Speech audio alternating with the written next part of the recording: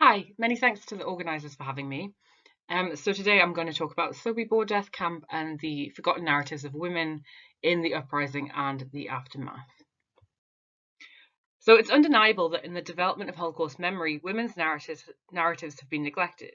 Sobibor death camp was not exempt from this, as greater attention was paid to the hegemonic male narrative of resistance pertaining to the camp uprising. Established by the Nazi SS in the Lublin district of Poland, Sobibor was officially functioning as a death camp from May 3, 1942 until October 1943. Initially, a small number of both male and female Jews were spared for various labour assignments upon their arrival, while others were sent straight to their deaths in the camp's gas chambers. The brutality with which the SS men and collaborating Travnicki guards carried out their task resulted in a relentless humiliation and acts of violence, including sexual assault, many of which are described in the testimonies of the survivors. In total, around 180,000 Jews were murdered there. However, an escape plan was initiated by members of the Jewish underground in the camp, who saw an opportunity when a transport of Jewish Soviet POWs arrived. And on October 14, 1943, a small group of prisoners was successful in killing 11 SS men and several Ukrainian guards, allowing for the subsequent mass escape of camp inmates. So this is considered to be one of the most successful acts of Jewish resistance in the Second World War. It's estimated that around 300 prisoners were able to flee Sobibor initially, although most were chased down and killed or did not survive the crossing minefields surrounding the camp. It's estimated that only around 48 of the escapees survived till the end of the war, approximately 8 of whom were women. Framed within the context of cultural and social understanding of the Holocaust, I would argue that greater focus has been paid to the camp uprising than any other aspect of the camp and its history. However, this has limited how we understand and remember the experiences of those who struggled at Sobibor, and especially of those who did not survive. For the escaped prisoners, fear and violence did not end on October 14, 1943. It continued right until the end of the war, and in some instances, even afterwards. Moreover, the heroic narrative of the uprising at Sobibor remains a predominantly male narrative, despite having numerous female participants.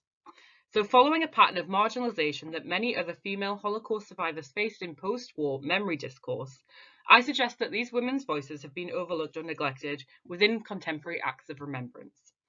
Similarly, women's experiences following the revolt and in the post-war period have not been adequately explored in historical academic study.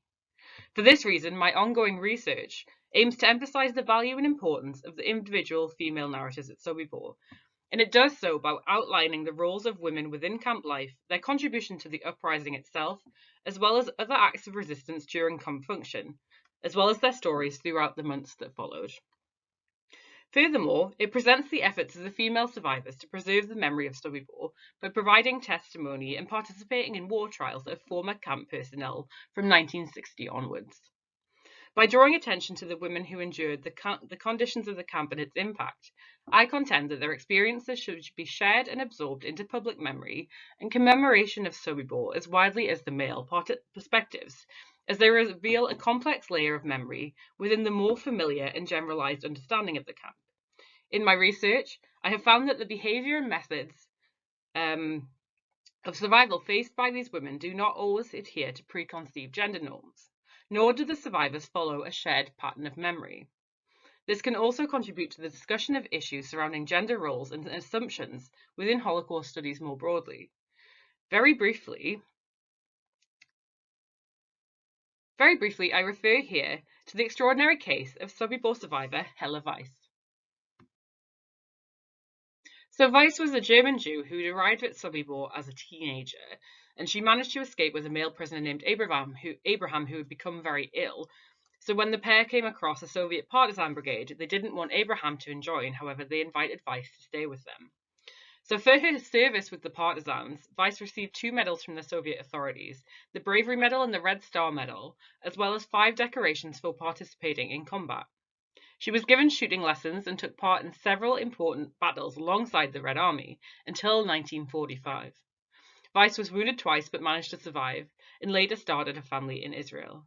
In her remarkable post-war testimony, she recalls, "We hid in the woods with the partisans and we put up a fight. They gave me a big gun and we terrorized them big time. At the Czech border, we were introduced to the Soviet Red Army.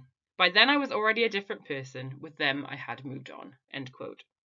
So Weiss's radical survival experience is just one example that challenges the kind of traditional gender norms and assumed behavior of women during the Holocaust, and adheres more to the violent and brave male narrative resistance that we've come to understand about Sobibor.